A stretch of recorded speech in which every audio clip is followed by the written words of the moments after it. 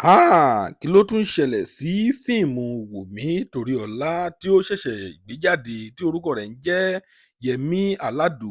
Kí ló tún ṣẹlẹ̀ sí fíìmù yìí o? Ọ̀rọ̀ yìí kò yé wa mọ́ o, ọ̀rọ̀ yìí ó ti tojú sú wa báyìí.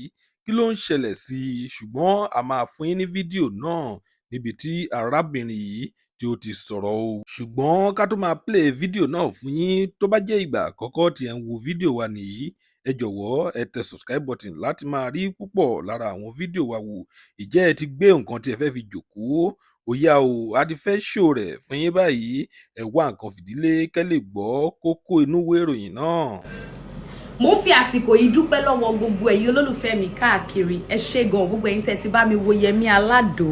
Mo ń fi àsìkò yìí dúpẹ́ lọ́wọ́ yín. Ẹ̀yin tẹ́ ì tí wò ìran yín dìkan. Ẹ lọ bá mi fìfẹ́ wo Yẹmí Aládò lórí Wùnmí Toríọlá TV. Màmá Eréko àwọn ni wọ́n tún rán mi sí yín. Fíìmù wọn tó ń ṣò lọ́wọ́lọ́wọ́ àkàndá. Ẹ̀yin náà mọ̀ pé Màmá Eréko kíní ni wọ́n ń ṣe àìmọ̀fólóko, òdú ni wọ́n ń ṣe àìmọ̀fólóko. Bàbá làbókè kòkòkò làbókúta ìrọ̀kù wọn pa má dájọ́ kò sí nǹkan tí ó ṣe fún wa ó kù nìbọn ń lò ẹ máa bá wa kánà.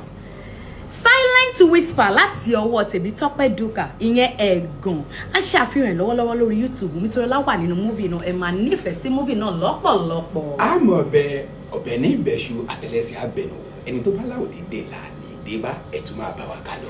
Ká tó tún wá bẹ̀ṣù ọkọ̀ Pandora láti ọwọ́ Sean Jimoh, nítorí bá ṣe ń sọ yìí ó ti ń súnmọ́ news, ó ń jìnnà sáláròyé. Ẹ bá mi wo ọkọ̀ Pandora, ó ń fi hàn lórí Àpáta TV YouTube channel. ẹ má wàá gbàgbé o Trenches 1 and 2 ó ń ṣò lọ́wọ́lọ́wọ́ báyìí lórí Ààrẹ Àgbò TV ní YouTube ẹ tún máa bá wa kánà. Lẹ́ẹ̀kan sí i, orúkọ tèmi ni Wùnmí Toríọlá aka Queen Latifah aka Wande Taylor aka Ìyìn aka Tifẹ́ Pamí aka Yẹmí Aládò. Friends for life, guys. Wow.